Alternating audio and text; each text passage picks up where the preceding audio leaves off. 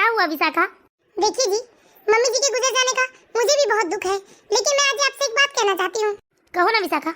अब जिसे जाना था वो तो चले गए जी, लेकिन जाने वालों के पीछे कोई जीना नहीं छोड़ देता जी। क्या बात है विशाखा, साफ साफ कहो। मम्मी जी को गुजरे आज पूरे 2 महीने हो गए हैं जी, और बच्चे घर में बोर हो गए हैं। हम लोग 2 महीने से कहीं बाहर घूमने फिरने नहीं गए हैं। लेकिन विशाखा, लोग क्या कहेंगे? माँ को गुजरे 2 महीने नहीं हुए और बहू बेटा बाहर एंजॉय कर रहे हैं। अरे आप लोगों की इतनी परवाह क्यों करते हैं जी? यदि हम 1 साल बाद भी बाहर घूमने फिरने निकलेंगे ना, तब भी ये लोग कहेंगे कि माँ को गुजरे 1 साल नहीं हुए और घूमने चले गए। अरे दूसरों की वजह से क्या हम जीना छोड़ देंगे जी? हम अपनी खुशियों के लिए ना सही, लेकिन बच्चों के लिए तो बाहर घूमने फिरने जा सकते हैं ना। और यदि आपको नहीं भी चलना हो तो भी बता दीजिए, तो मैं बच्चों को लेकर अपने मायके चली जाऊंगी और वहीं से कहीं घुमा फिरा ले आऊंगी बच्चों को। बच्चों का भी मन रह जाएगा। ठीक है विशाखा, बड़े भैया भाभी से भी पूछ लेते हैं। ठीक है जी, मैं दीदी से बात करती हूँ। अरे कैसी बात कर रहे हैं रामनाथ जी, मैं जरूर आऊंगा आपके घर। पोते का जन्मदिन है ना, ठीक है, मैं भी अपने पोतों पोतियों को लेते आऊंगा। पापा जी। ठीक है मिश्रा जी, कल मैं आपको मॉर्निंग वॉक में मिलता हूँ। क्या हुआ बहू? पापा जी, दूध वाले अंकल दूध देकर चले गए। मैंने आपको कहा था ना कि आप सामने बैठ जाइए और जैसे दूध वाले अंकल आएंगे उनसे मेरी बात करवाना। उनका हिसाब किताब मुझे आज क्लियर करना था। अरे बहू, वो मिश्रा जी का फोन आ गया था तो मैं भूल ही गया। क्या पापा जी, कभी कभी तो मैं आपको काम बताती हूँ, उसमें भी आप कभी भी कोई भी काम को ध्यान से नहीं करते हैं। माफ करना बहू, भूल गया था मैं, लेकिन कल ध्यान से मैं दूध वाले को रोक लूंगा। कल तुम हिसाब किताब क्लियर कर लेना। मम्मी जी के जाने के बाद तो पापा जी कुछ ज्यादा ही फोन में लगे रहते हैं। पूरे टाइम बस उनके ऑफिस फ्रेंड के फोन आते रहते हैं। दीदी, अरे क्या हुआ छोटी, सुबह सुबह तू आज बहुत गुस्से में है। देखिए ना दीदी, पापा जी बस पूरे टाइम मोबाइल में ही लगे रहते हैं। हाँ छोटी, जब से मम्मी जी का निधन हुआ है तब से पापा जी अपना पूरा समय बस फोन में ही देते हैं। अब उनके खाली पीले रिटायर्ड फ्रेंड्स के पास काम ही क्या होगा, इसलिए बस एक दूसरे से बात करते रहते हैं। वो सब तो ठीक है दीदी, लेकिन जब मैं उन्हें कोई काम बताती हूँ तो उन्हें काम करना चाहिए ना। वो फोन के चक्कर में जो काम बताती हूँ वो काम भूल जाते हैं। ये तो बात है छोटी, पापा जी हमारा कोई भी काम ढंग से नहीं करते, ये तो भूल जाते हैं मोबाइल के चक्कर में। अच्छा ये सब छोड़िए दीदी, मैं जिस काम के लिए आई थी वो तो आपको मैंने अभी तक बताया नहीं। अरे बताओ ना छोटी, क्या बात है? दीदी, क्या आपने ध्यान नहीं दिया, जब से मम्मी जी का निधन हुआ है तब से जैसे हम लोग इस घर में बस कैद होकर रह गए हैं, कहीं भी घूमने फिरने नहीं गए हैं। हाँ छोटी, ये तो है, पहले हम लोग हर सैटरडे संडे कहीं बाहर घूमने फिरने चले जाया करते थे।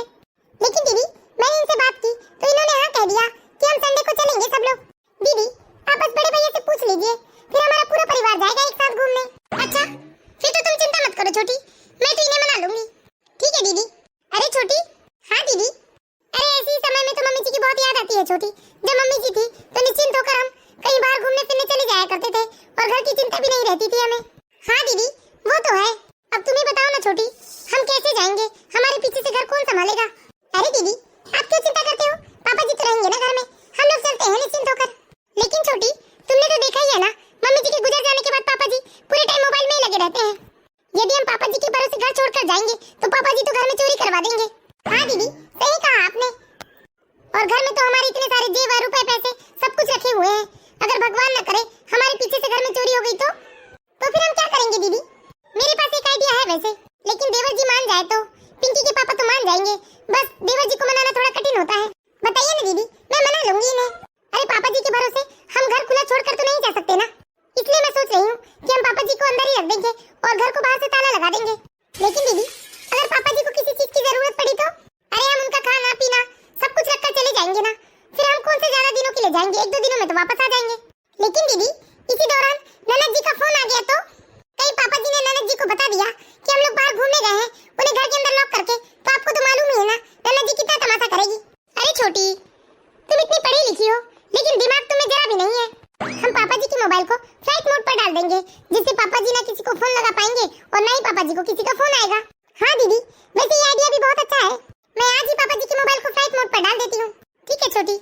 पापा जी, जरा अपना मोबाइल देना तो, मेरा फोन नहीं मिल रहा है। लो बेटा। मैं आपको थोड़ी देर में फोन वापस करती हूँ पापा जी। ठीक है बेटा। इस तरह नर्मदा प्रसाद जी की छोटी बहू बहुत ही चालाकी से नर्मदा प्रसाद जी के फोन को फ्लाइट मोड पर डाल देती है। बेचारे नर्मदा प्रसाद जी पत्नी के देहांत हो जाने के बाद अकेले से हो गए थे घर में, क्योंकि बेटे बहू तो उनके पास बैठना भी पसंद नहीं करते थे, इसलिए वो पूरा समय अपने दोस्तों के साथ मोबाइल में ही बातचीत किया करके समय बिताया करते थे। लीजिए पापा जी, फोन मिल गया मेरा। ठीक है बेटा। सुनिए जी, दीदी और भैया ने भी हाँ कह दिया है, हम लोग संडे को चलते हैं। ठीक है विशाखा, लेकिन शर्मा अंकल का भी फोन आया था। क्यों? शर्मा अंकल का फोन क्यों आया था आपको? अंकल बोल रहे थे कि पापा का नंबर नहीं लग रहा है। अच्छा, ऐसे फोन क्यों लगाया था शर्मा अंकल ने? पूछ रहे थे कि पापा भी उनके साथ रामेश्वरम जाएंगे क्या घूमने। तो आपने क्या कहा जी? मैंने कहा पापा से पूछकर बताता हूँ। इसमें पूछना कैसा जी? आपको मना कर दिया था ना साफ साफ। अब पापा जी की उम्र ऐसी नहीं रह गई जी कि वो इतने दूर दूर की यात्रा कर सकते हैं। कहीं गिर पड़ गए तो बड़ी आफत हो जाएगी। वैसे तुम भी ठीक ही कह रही हो, और वैसे भी जब भी हम इधर उधर जाएंगे तो हमारे घर की देखभाल कौन करेगा? पहले माँ थी तो माँ देख रेख कर लिया करती थी। हाँ जी, पहली बार अकल की बात की है आपने। मम्मी, हम सब घूमने जा रहे हैं। हाँ बेटा, ये मैं अभी गोलू भैया को पता कराती हूँ। लेकिन विशाखा, मुझे एक ही बात की टेंशन हो रही है, क्या हमारे पीछे से पापा जी घर अकेले संभाल पाएंगे? हमने उसका भी हल निकाल लिया है जी। पापा जी के लिए सारी व्यवस्थाएं हम घर के अंदर कर देंगे और बाहर से घर को लॉक कर देंगे जी। वैसे ये भी ठीक है। इस तरह नर्मदा प्रसाद जी के चारों बेटे बहू ने प्लान बना लिया था कि वो संडे को सुबह अपने पिताजी के लिए घर में ही सारी व्यवस्था करके घर को बाहर से लॉक करके घूमने निकल जाएंगे और संडे को ही आधी रात को वो घर वापस आएंगे। शुक्ला जी, आपका फोन नहीं लग रहा था, हम लोगों ने बहुत ट्राई किया। नहीं मालूम क्या हो गया है आजकल मेरे फोन को। अच्छा सुनो, हम लोग रामेश्वरम जा रहे हैं तो हम सब चाहते थे कि आप भी हमारे साथ चलते। अरे नहीं नहीं अंकल जी, पापा भी कैसे जा सकते हैं? मम्मी का स्वर्गवास हुए अभी 2 ही महीने हुए हैं। अरे 4 लोग सुनेंगे तो बातें बनाएंगे अंकल जी। अरे लोगों की क्या सुनते हो बेटा, लोगों का तो काम ही है कहना। नहीं अंकल जी, लेकिन अभी तो पापा नहीं जाएंगे। बेटा घर में भी तो मेरा मन नहीं लगता है, इसलिए मुझे जाने देते तो शायद मेरा मन लग जाता बाहर। ये क्या पापा, 2-4 महीने तो बीत जाने दीजिए, उसके बाद मैं आपको नहीं रोकूंगा। मेरा बेटा भी ठीक ही कह रहा है। ठीक है, जब आप लोग अगली बार जाएंगे तब मुझे लेते जाना। अच्छा ठीक है, चलता हूँ मैं। अच्छा सुनिए पापा, बच्चे बहुत जिद कर रहे हैं, इसलिए हम कल बच्चों को घुमाने लेकर जा रहे हैं। हम रात तक लौट आएंगे घर। ठीक है बेटा, मेरा समय नहीं कटता है, जानकी के बिना तो जैसे मैं अकेला सा हो गया हूँ। पापा जी, मैंने आपके लिए खाना ला दिया है, यहाँ टेबल में रख देती हूँ। आपको जब भूख लगे तब आप खा लेना, हम लोग रात तक लौट आएंगे। ठीक है बहू। पापा जी, हम लोग घर बाहर से लॉक करके जा रहे हैं। आपकी जरूरत की सारे सामान मैंने डाइनिंग टेबल पर रख दिया है। लेकिन बहू, लॉक करने की क्या जरूरत है? लॉक मत करो ना, मैं तो घर में ही रहता हूँ, देखभाल कर लूंगा अच्छे से घर की। पापा जी, यदि आप मोबाइल में लगे रहे या आपको झपकी ही लग गई और इसी दौरान घर में चोरी हो गई तो? देखिए पापा जी, हम लोग कोई रिस्क नहीं लेना चाहते हैं, इसलिए हम घर बाहर से लॉक करके जाएंगे। ठीक है बेटा। कितने निर्दयी हो गए हैं मेरे बेटे बहू, इन्हें मेरी जान से ज्यादा इनके धन दौलत की परवाह है। अगर कभी इन लोगों के नहीं रहते में मेरी अचानक से तबीयत खराब हो जाए तो ना ही कोई बाहर से अंदर आ सकता है और ना ही मैं अंदर से बाहर जा सकता हूँ। देख लो जानकी, तुम्हारे बिना क्या हाल हो गया है मेरा। नर्मदा प्रसाद जी के चारों बेटे बहू का ये तो हर संडे का हो गया था कि वो नर्मदा प्रसाद जी को सुबह से घर में लॉक कर देते थे और वो आधी रात तक घूम फिर कर घर आते थे और खाने में भी गिनती की 4 रोटियां छोड़ कर जाते थे। 2 रोटी से मेरा पेट तो नहीं भर पाएगा। अभी मैं ये खाना खा भी लूंगा तो जब मुझे शाम को भूख लगेगी तब मैं क्या खाऊंगा? मेरे मोबाइल को ना जाने क्या हो गया है, ना आजकल मेरे किसी दोस्त भाई का फोन आता है और ना ही मेरी बिटिया का फोन आता है। पापा, कल मधु के मायके में सगाई है, इसलिए हम सब लोग जा रहे हैं सगाई में। हाँ बेटा, ये घर का अकेलापन मुझे खाया जाता है बेटा, मैं भी चलूंगा तुम लोगों के साथ। अरे क्या पापा, घर में आराम कीजिए ना, वहाँ जाकर आप क्या करेंगे? आप तो ढंग से वहाँ किसी को पहचानते भी नहीं है। हाँ पापा जी, आप एक काम कीजिएगा, जब शादी होगी ना तब आप चलना, अभी तो हम सब लोग हो आते हैं। ठीक है बेटा। ये तो आए दिन का हो गया था, जब भी नर्मदा प्रसाद जी के बेटे बहू को कहीं जाना होता है तो वो नर्मदा प्रसाद जी को अंदर लॉक कर देते हैं और वो चले जाते हैं। ये लोग कितने निर्दयी हो गए हैं, एक बार भी मेरे बारे में नहीं सोचते हैं कि मैं कैसे समय बिताता हूँगा अकेले घर में। पहले तो कम से कम किसी का फोन आ जाता था तो मेरा समय बीत जाता था, लेकिन अब ये फोन को भी क्या हो गया है। मैंने कितने बार बेटे बहू को कहा है कि मेरा फोन सुधरवा के ला दो, लेकिन कोई भी ध्यान नहीं देता है। क्यों किसी का फोन नहीं आ रहा है मोबाइल में, ना जाने क्या हो गया है मेरे मोबाइल में। दादाजी। अरे चिंटू बेटा, देख तो बेटा क्या हो गया है मेरे मोबाइल को। ठीक है दादाजी, मैं भी देखता हूँ। अरे दादाजी, आपका मोबाइल तो फ्लाइट मोड पर डला है, इसलिए आपको किसी का फोन नहीं आ रहा था और ना ही आप किसी को फोन लगा पा रहे थे। अच्छा, ना जाने बेटा ये कैसे हो गया, तभी तो मुझे किसी का फोन नहीं आ रहा था। अगर तुमसे ठीक होता हो तो ठीक कर दो बेटा बिट्टू। हाँ दादाजी, ठीक कर दिया मैंने। अरे दादाजी, इसमें तो मिश्रा दादाजी का फोन आ रहा है। हेलो, क्या नर्मदा प्रसाद जी, कितने दिनों से हम आपका फोन लगा रहे हैं। अरे हम तो आपके घर भी आए थे, लेकिन जब भी आते थे तब या तो घर में ताला लगा रहता था या आपके बेटे बहू से मुलाकात होती थी तो वो कह देते थे कि आप सो रहे हो या आराम कर रहे हो, या कभी कह देते थे कि आपकी तबीयत ठीक नहीं है। क्या? लेकिन कभी भी मेरी तबीयत खराब नहीं रही है। और रही बात ताला लगाने की, तो बेटे बहू जब भी बाहर जाते थे तो बाहर से ताला लगा कर जाते थे। पिछली बार रामेश्वरम जाने के लिए आपके बेटे बहू ने मना कर दिया था, इसलिए हम आपको बार बार फोन लगा रहे थे कि इस बार हम तीर्थ यात्रा के लिए जा रहे हैं पूरे 8 दिनों के लिए। अच्छा, कितने रुपए लगेंगे? आप रुपए की चिंता मत कीजिए, जब हम लौट कर आएंगे ना तब हमें रुपए देना है। अभी तो बस आपके आधार कार्ड की जरूरत है, मैं अपने पोते को भिजवा रहा हूँ। ठीक है, मैं जरूर चलूंगा। समझ में नहीं आता मेरी बेटी बहू ने ऐसा क्यों कहा होगा। अगर मैं इसी तरह घर में कैद रहा तो कुछ ही दिनों में मैं मानसिक रोगी बन जाऊंगा, इसलिए मैं आज अपने बेटी बहू से बात करूंगा और मैं जरूर जाऊंगा तीर्थ यात्रा में। दादाजी, आप कहाँ जा रहे हो? मैं भी तुम लोगों की तरह घूमने जा रहा हूँ बेटा। ये तो बहुत अच्छी बात है दादाजी। देख लो शांति, आज तुम्हारे लाडले बेटे बहू ने मुझे घर के चौकीदार के अलावा और कुछ नहीं समझा है। इस तरह नर्मदा प्रसाद जी को अपने बेटी बहू के ऊपर बहुत गुस्सा आता है कि उन्होंने जानबूझकर उनके साथ ये सब किया है। इस बार नर्मदा प्रसाद जी को बहुत ही गुस्सा आता है अपने बेटे बहू पर, इसलिए वो अपने बेटे बहू को बताए भी नहीं तीर्थ यात्रा में जाने की तैयारी करने लगते हैं। छोटी, मैं तो चाचा की बेटी की शादी में देखना बहुत ही महंगा वाला लहंगा खरीदूंगी। हाँ दीदी, क्यों नहीं? लगता है शादी की तैयारी बहुत ही जोर शोर से हो रही है। हाँ क्यों नहीं जी, आखिर मेरे चाचा की बेटी की शादी है। अरे पापा, कहाँ जाने की तैयारी हो गई आपकी? बेटा मैं तीर्थ यात्रा में जा रहा हूँ अपने दोस्तों के साथ।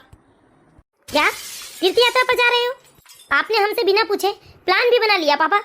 अब इसमें पूछना कैसा बेटा, तीर्थ यात्रा में ही तो जा रहा हूँ, लौट कर वापस घर ही आऊंगा।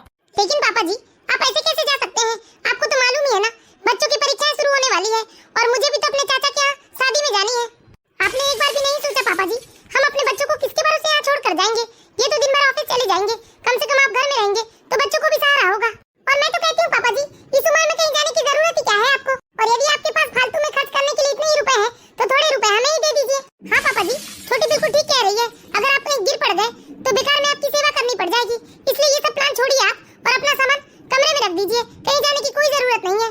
बड़ी बहू, तुम कौन होती हो मुझे ऑर्डर देने वाली? और क्या मैं तुम्हारे घर का चौकीदार हूँ जो तुम अपने बच्चों को मेरे भरोसे छोड़कर जाओगी? आप ये क्या बोल रहे हो पापा? मैं बिल्कुल सही कह रहा हूँ। और तुम लोगों की हिम्मत कैसे हुई मेरे मोबाइल को फ्लाइट मोड पे डालने की? मैंने डाला था पापा जी आपके मोबाइल को फ्लाइट मोड पर। आपको बार-बार फोन आता था ना, इसलिए आपकी नींद नहीं हो पाती थी, तो मैंने सोचा कि आपका मोबाइल फ्लाइट मोड पर रहेगा तो आराम से सो सकेंगे। हाँ पापा जी, मैंने ही कहा था छोटी से कि आप बहुत डिस्टर्ब हो जाते हो, आपकी नींद नहीं हो पाती है, इसलिए छोटी ने आपका मोबाइल फ्लाइट मोड पर डाला था। वाह बड़े बहू, मेरे आराम की तुम्हें इतनी ही चिंता है कि अपने बच्चों को अपने साथ लेकर जाओ। और दूसरी बात, मैं कहीं भी जाऊँ आज के बाद मुझे किसी से पूछने की कोई जरूरत नहीं है। और छोटी बहू, रही बात फिजूल खर्ची की, तो मैं किसी के सामने हाथ नहीं फैला रहा हूँ। मेरे खुद के रुपए हैं और मैं उस रुपए को अपने ऊपर खर्च करूंगा। पापा, आप ये क्या बोल रहे हो? क्यों ना बोलूं बेटा, अरे तुम लोग कितने निष्ठुर निर्दयी हो, मेरे बारे में एक बार भी नहीं सोचा तुम लोगों ने। जो इस तरह मुझे कमरे में बंद करके ताला लगा लगा के जाया करते थे। तुम्हें अपने सोने चांदी और रुपए पैसों की चिंता थी, लेकिन एक बार भी अपने पिता की चिंता नहीं की तुमने एक बार भी नहीं सोचा कि अचानक पापा की तबीयत खराब हो जाएगी तो ना बाहर से कोई डॉक्टर अंदर जा सकता है और ना ही पापा घर के अंदर से बाहर आ सकते हैं। इसलिए बेटा मैंने फैसला कर लिया है, ऐसे निष्ठुर निर्दयी औलादों के साथ रहने से अच्छा है कि मैं अपना बचा कुचा जीवन तीर्थ स्थानों में घूम फिर कर बिता दूं। हट जाओ मेरे रास्ते से।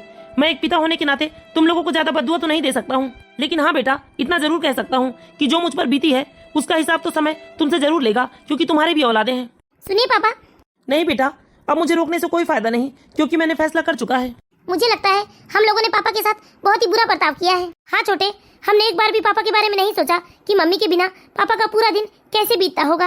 हाँ जी, लेकिन इसमें आप लोगों का कोई दोष नहीं है, हम लोगों ने ही आपके कान भरे थे। हाँ दीदी, सही कहा आपने।